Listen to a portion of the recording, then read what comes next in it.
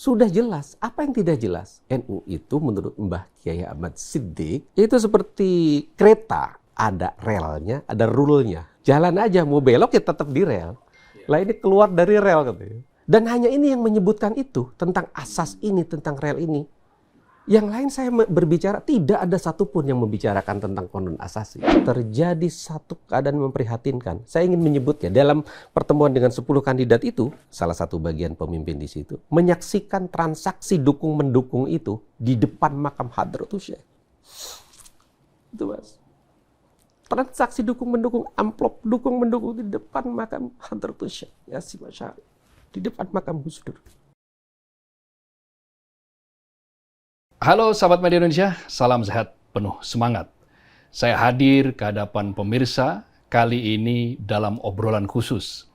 Kenapa kita sebut sebagai khusus? Ya karena ini untuk momen-momen khusus.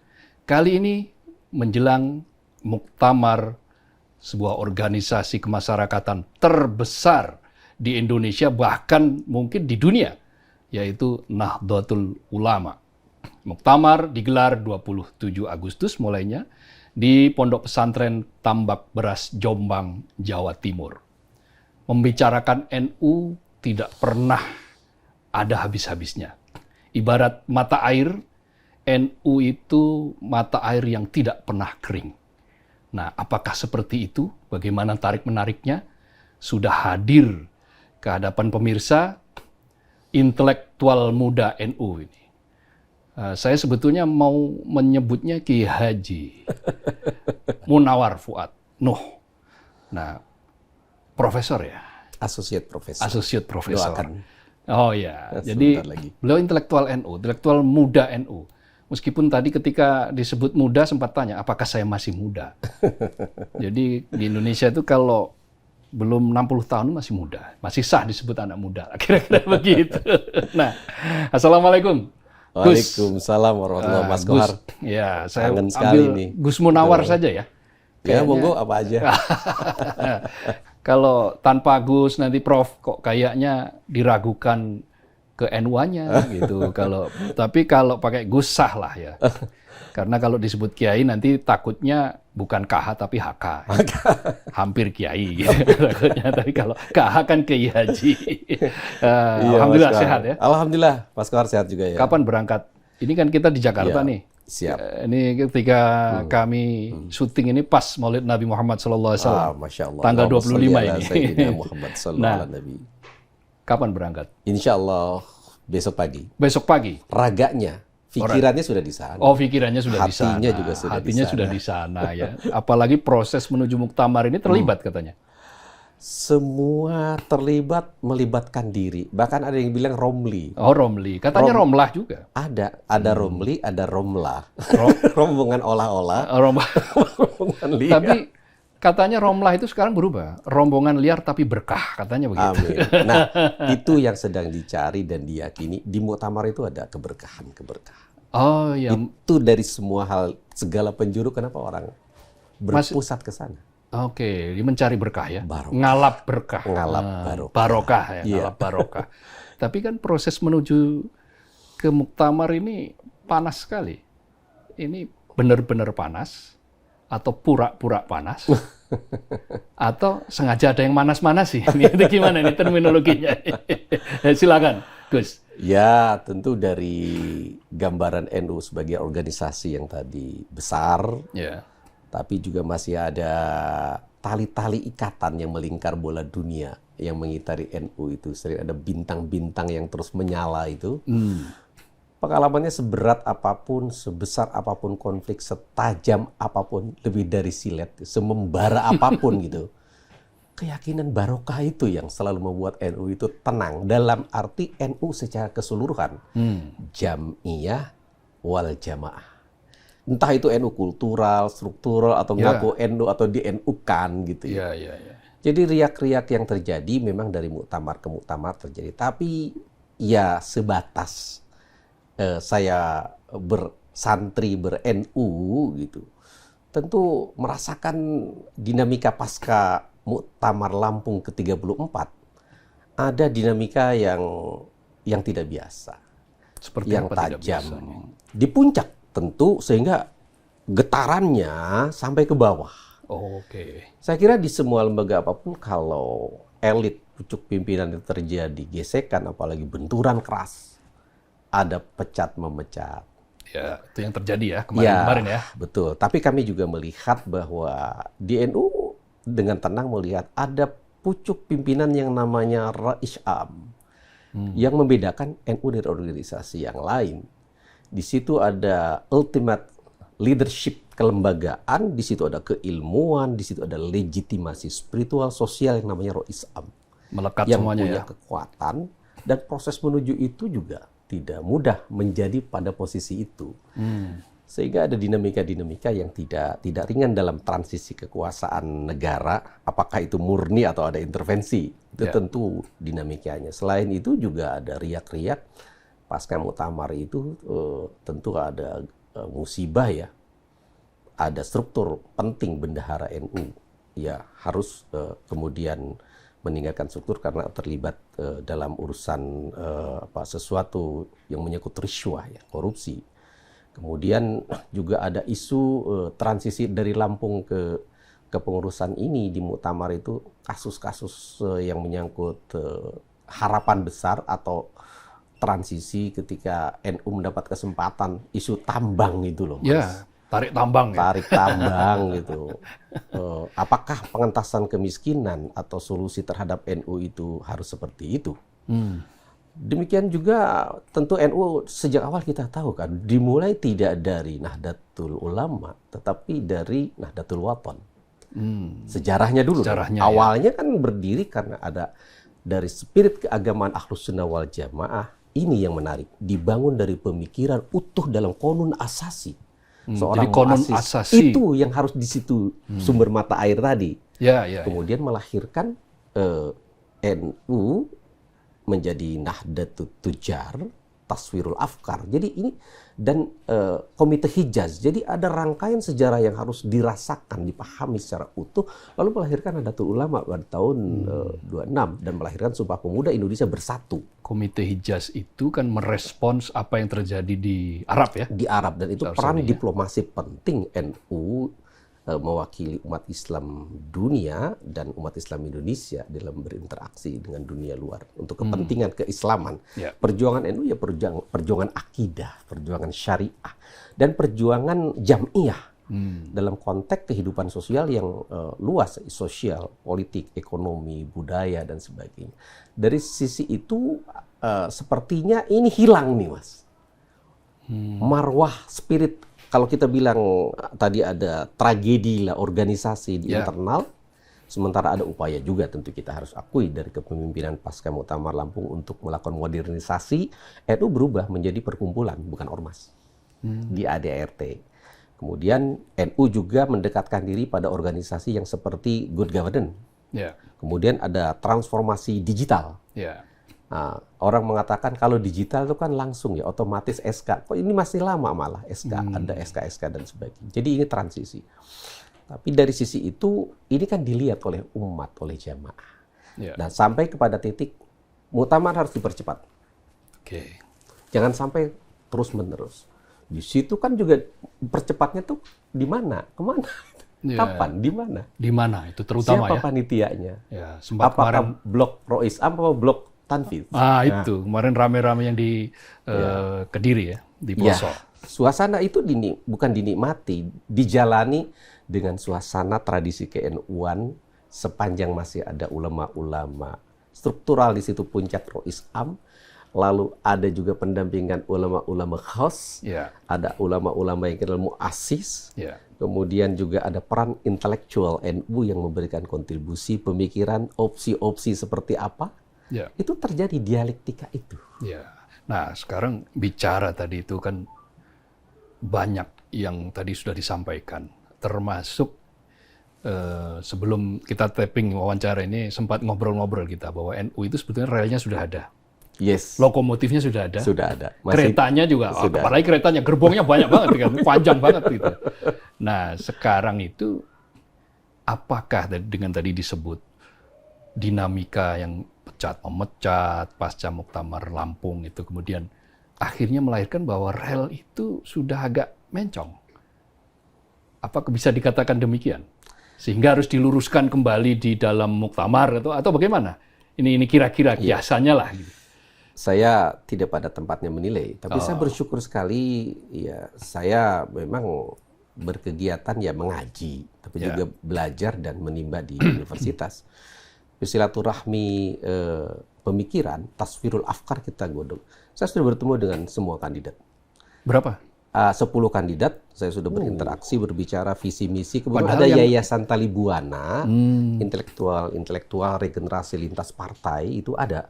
Kalau dulu di zaman Cak Nur itu ada para Madinahnya, Mas. Ya. Oh, di NU ya. Di NU ada. Memang itu oleh para intelektual muda dan lintas generasi, lintas partai lebih terbuka. Semua kandidat hadir. Kecuali satu yang tidak hadir. Karena memang waktu mepet. Kemudian memang beliau orang yang tidak pernah disebut dan juga tidak punya ambisi sepertinya. Siapa itu? Saya tanya kepada beliau dalam satu kesempatan, belum lama. Namanya Gus Kikin. Oh, Tebu Ireng. Tebu Ireng. Kiai Haji Saya Abdul Hakim Mahfuz. alumni Tebu Ireng. Saya pernah nyantri di Tebu Ireng di zaman Kiai Haji Yusuf Hashim, ayahnya Gus Irfan. Ya. Saya tanya pertanyaan serupa, karena saya tidak tahu menurut panjenengan, karena beliau mengutip dalam obrolan itu bahwa sudah jelas, apa yang tidak jelas? NU itu menurut Mbah Kiai Ahmad Siddiq, almarhum al-Maghfurlah, itu seperti kereta, jangan seperti kendaraan lain, seperti kereta api yang sudah lengkap, ada relnya, ada rulenya. Jalan aja, mau belok ya tetap di rel.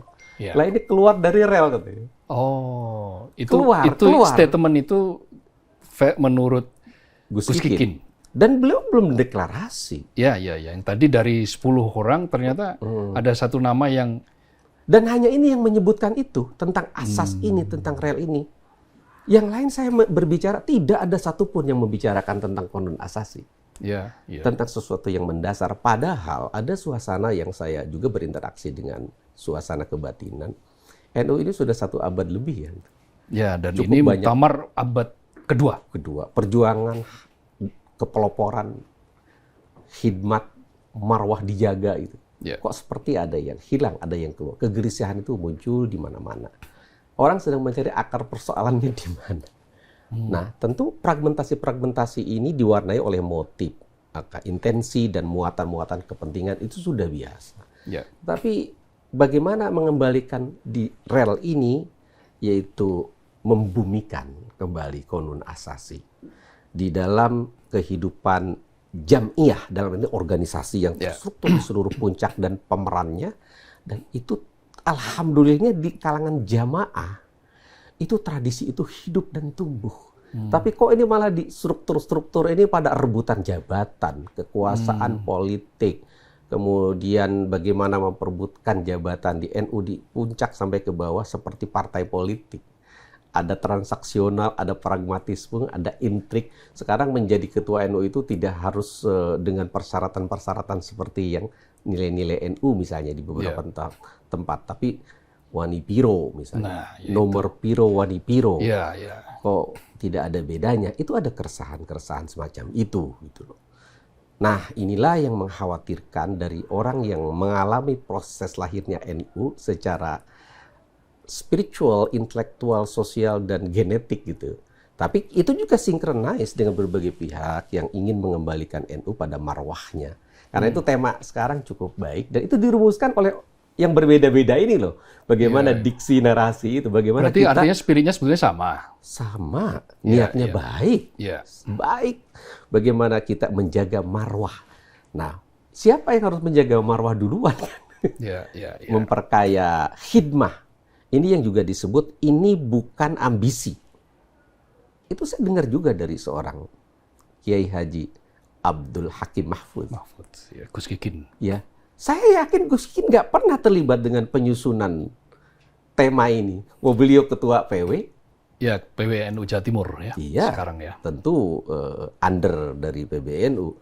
Dan kemudian bagaimana muktamar NU itu ditetapkan di Pesantren Bahlul Ulum Tambak Beras Jombang. Dan kemudian ini juga lahir dari sebuah proses organisasi. Yeah. Ada tim, ada riset gitu. Dan ini juga menarik karena menurut saya ini sebenarnya sebuah pesan penting. Judulnya adalah pulang. Pulang. Bagaimana pulang? Mudik sebentar. Mengenali jati diri kembali yang menurut Gus Kikin lagi itu sebagai DNA, mengenal kembali asal-usul. Siapa NU, bagaimana ber-NU. Nah, suasana itu yang menyemangati, menginspirasi bagaimana semua bersemangat ingin membangun rekonsiliasi bersama dalam muktamar ini.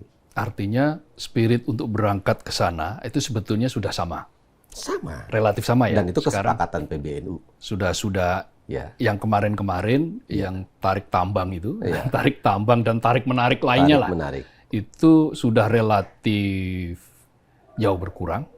Jadi ibarat kalau istilah Cak Nur itu kan pernah mengistilahkan kalimatun sawa itu apa istilahnya titik temu. Pancasila sebagai kalimatun sawa kalau Cak Nur kan mengatakan seperti itu ya. Lalu ini NU nih para pihak stakeholder NU yang punya kepentingan nih sekarang sudah sama nih berangkat. Sama. Setidaknya ada 3 kata. Apa dari tema yang merekatkan itu? Ya. Marwah, khidmah, maslahat untuk bangsa. Oke. Jadi ini outcome dan dampak yang ingin dituju dari muktamar ini, kemaslahatan untuk bangsa. Marwah itu harus dijaga. Dijaga itu artinya belum tentu baru kan? Ya. Menjaga yang sudah ada, mentradisi, membumi dari asas itu, dan kemudian jadikan ini sebagai niat berkhidmat, bukan proses-proses politik transaksional, DP-DP-an, pakai komitmen-komitmenan gitu loh. Emang itu pernah terjadi itu? Sekarang muncul di mana-mana, bahkan viral, terbuka, direkam, dan itu yang mencederai. Jadi ini sungguh melukai sekali. Sehingga beberapa Kiai NU yang sudah sebenarnya paripurna, Kiai Haji Ma'ruf Amin, saya hadir di satu forum di mana forum kebangsaan sebelum 17 Agustus, ini tidak biasa digelar.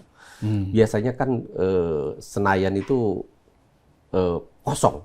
Kecuali event bagaimana pidato tahunannya, PBN, ternyata ada agenda sisipan. Membahas kembali konun asasi dalam rangka menjaga NKRI, kebinekaan, mengembalikan semangat itu di gedung DPR MPR. Ada apa ini? Saya melihat ini semacam penuntun semesta yang sedang mengajak kepada semua pihak bahwa kekayaan data, debat, narasi, diksi, perang, kepentingan itu juga harus melihat suasana-suasana kebatinan saat ini. Gitu. Nah, tapi kan saya melihat nih, lagi-lagi nih ada beberapa di media sosial ada video celetukan-celetukan dari yang mengaku sebagai NU, bukan mengaku lah ya. NU memang, NU kan banyak ya, macam-macam lah, yang apakah yang kultural atau yang struktural atau yang bagaimanapun kan NU organisasi terbesar. Misalnya tadi menyebut Gus Kikin, itu sampai menyebut bahwa ada ucapan-ucapan yang kalau istilah dalam tradisi NU itu disebut, ada yang menyebutnya su'ul adab.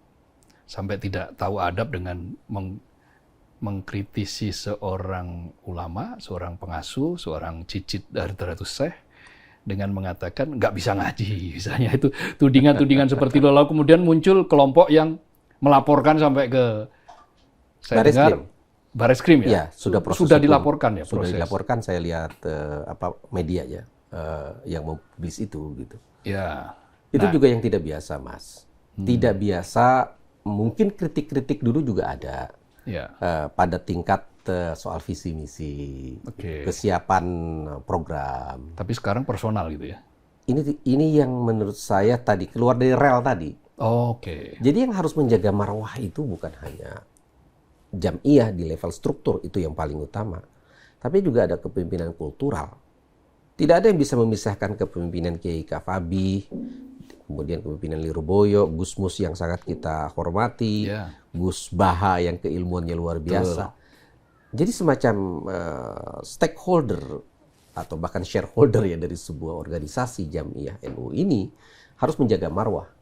Nah, ketika muncul sebut saja anak-anak muda, santri, tapi sekarang antar kiai juga. Karena saya lihat perkembangan memprihatinkan sekali Ini levelnya bukan hanya pada level pertarungan kompetisi ya, pada level tanfidiyah. Karena sekarang yang sedang ramai adalah bagaimana memenangkan kompetisi menjadi Rois Am. Oh iya, betul. Sehingga sekarang Bahkan Rois Am pun dialektika itu sudah antar kiai sepuh pun.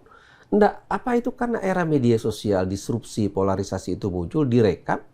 Dan itu bayangkan, kiai sepuh di sebuah pesantren kemudian menghujat, dianggap menghina menurut beberapa pandangan itu kiai bukan hanya orang tapi jabatan Rois Am begini-begini harus diaudit, harus dibuktikan ada pembuktian, harus diproses lah secara hukum ketidakwajaran.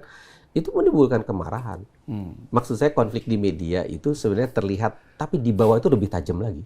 Oh, kirain di media sangat tajam. Di bawah lebih tajam tapi lagi. Lebih tajam dan lagi. Itu mengkhawatirkan bisa terjadi konflik horizontal. Dan makanya ada prediksi apakah muktamar ini benar-benar akan berlangsung sampai selesai dan menghasilkan keputusan yang diterima antara diminkum dari ridho semua. Jangan sampai terjadi chaos. Itu ada bahasa.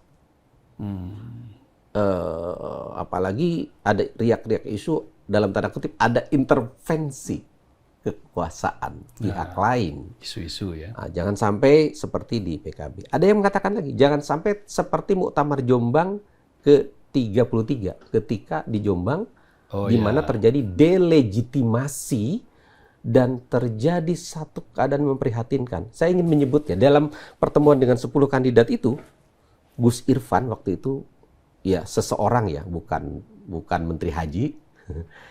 Beliau salah satu bagian pemimpin di situ, menyaksikan transaksi dukung-mendukung itu di depan makam Hadratus Syekh. Itu transaksi dukung-mendukung, amplop dukung-mendukung di depan makam Hadratus Syekh Yasin Asy'ari, di depan makam Gus Dur. Seperti itu. Makanya bagaimana marwah ini dijaga, jangan sampai umat dipertontonkan seperti kami ini oleh para elit, kemudian terjadi seolah pertarungan politik, pusat kekuasaan karena itu besar, ingin jadi presiden, menyiapkan jadi penguasa politik, ruling party dan sebagainya. Ini apa gitu? Itu yang umat sedang menunggu, tapi hadir juga dengan suasana khusyuk ya, mendoakan dan keyakinan barokah tadi, Mas. Oke. Jadi tetap yakin ya bahwa insya Allah muktamar kali ini meskipun di tengah tadi hal-hal tidak biasa, di luar kebiasaan, lalu kemudian relnya juga sudah sempat geser gitu ya. Masih tetap yakin bahwa insya Allah muktamar ini kembali kepada relnya. Karena untuk bangsa juga dikabarkan kehadiran Presiden. Presiden Prabowo hadir ya? Udah di firm ya? Berserta menteri-menteri. Sudah diumumkan dan firm. Saya juga cek beberapa menteri. Banyak yang mau stay di situ. Menteri-menteri rame, tidak 1 hari, 2 hari, 3 hari. Ini ajang yang sangat penting. Kami mengirimkan 2 wartawan loh, media Indonesia saja. Iya, kayaknya kurang lah 20 mungkin ya. Metro TV nanti. Ya, dari Metro TV, dari metrotvnews.com, dari Medcom ada sendiri. Khusus media Indonesia ada 2 yang kami. Iya, terima kasih. Memang harus dipublikasi, kita bilang syiarkan, bukan hanya diviralkan, disyiarkan. Ya. Ini momentum sangat penting, harapan umat, harapan bangsa, dan sampai hari ini apapun dinamikanya, sampai tadi malam masih dibicarakan sekarang ini adalah tata tertib. Nah itu kuncinya masuknya. Pemilihan Rois Am. Itu dengan lembaga Ahlul Halli wal Aqdi, apakah ini dilembagakan atau ad hoc? Itu masih diskusi. Apakah pemilihan Rois Am itu kemudian juga akan punya otoritas di dalam Ahlul Halli wal Aqdi menentukan hak veto terhadap suara cabang wilayah yang memilih siapa calon ketua umum tanfidz? Tentu Nahdlatul Ulama sudah 1 abad sebuah keyakinan. Saya ingin menyebut tindakan keyakinan itu menentukan segalanya. Jadi keyakinan adalah tindakan keyakinan itu kan menentukan. Jadi kita berprasangka baik, mohon doa dong kepada semua mendoakan dan kita yakini insya Allah hasilnya baik. Muktamar Cipasung sudah memberikan pengalaman berharga kan buat NU, dan kurang keras apa itu Muktamar Cipasung?